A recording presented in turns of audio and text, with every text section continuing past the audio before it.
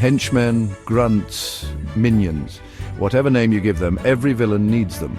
From the lumbering guards of Ming the Merciless to the helmet-clad cannon fodder of Cobra Commander, they're the ones who get punched, zapped or vaporized while their boss gives a speech. They're essential. After all, someone's got to chase the heroes down long corridors and fail to hit a single shot. Doctor Who, for all its creativity, has an inconsistent relationship with the concept of henchmen. Sometimes we get chilling ones, like the Ogrons, faceless and unrelenting. Other times we get monsters too complex or too autonomous to act as proper goons. But once in a while, the show stumbles into the perfect formula, something big, dumb, brutal, and loyal. And that's where today's monster comes in.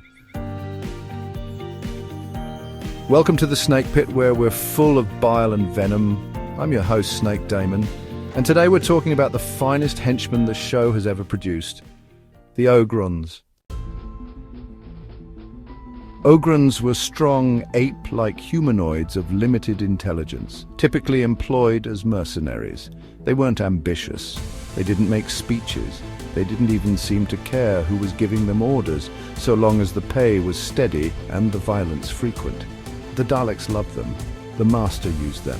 17 different galactic powers, according to K9, had Ogrons on the payroll at some point. That's not a resume, it's a franchise. Let's take a second to appreciate their design. 7 feet tall, bow-legged with long arms and a powerful jaw, they were part gorilla, part goon, and all menace. Their appearance alone made them intimidating, but it was their resilience that made them terrifying. These things could take a barrage of bullets and keep coming. Their nervous systems were shock-resistant, and their thick muscular layers protected vital organs. You had to hit them in their only known weak spot, the top of the head, to take them down efficiently. Which, let's face it, means the Doctor probably needed a stepladder. And sure, they were dumb on the surface. They spoke in clipped, stunted sentences and didn't show a lot of initiative. But their speech also carried subsonic frequencies, implying some hidden depth. They could pilot ships, which some thought was just mimicry, but even then, it's not exactly easy to fly a spaceship, let alone under pressure. These weren't mindless drones, they were programmable blanks. That's what makes them so valuable. You want a Servitor species, one you can train, brand, or bend to your will without worrying about betrayal or backtalk. The Ogrons were that in spades. Their minds were described as blank slates, customizable. You want stormtroopers? Done. Need interrogators?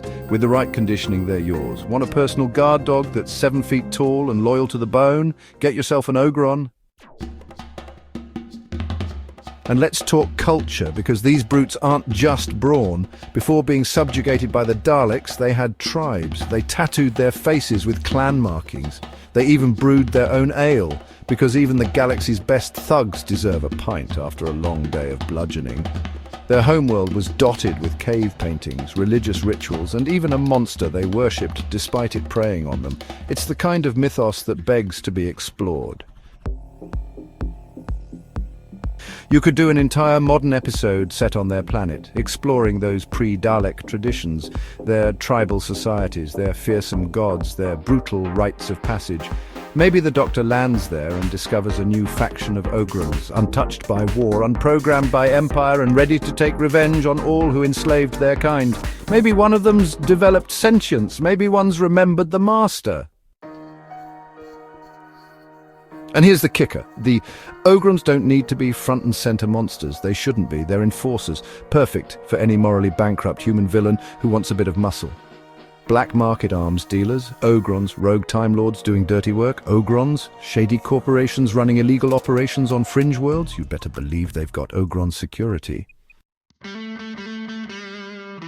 They're the Swiss Army knife of henchmen. Slot them in anywhere and you've instantly got a higher stakes, more physical threat. And given how badly modern Who needs to balance all the soap opera, hand-wringing and CGI fireworks with some actual danger, bringing back the Ogrons just makes sense. Yes, they've been kept alive in audio. Yes, expanded media has tried to flesh them out with Ogron Lords, Red Ogrons and more, but that's not good enough. These monsters were made for television. They deserve a proper reintroduction. one that showcases just how versatile and deadly they can be. Because let's face it, the show's current rogues gallery is either overexposed, undercooked, or just plain laughable. We need a return to basics. A threat that doesn't monologue or pander, a monster that does what it's told and smashes through walls while doing it. Thanks for dropping by the Snake Pit, where we thrive on untapped potential and lost opportunities. Don't forget to subscribe and hit that bell like the video. And leave your opinions in the comments, where naturally I won't read them.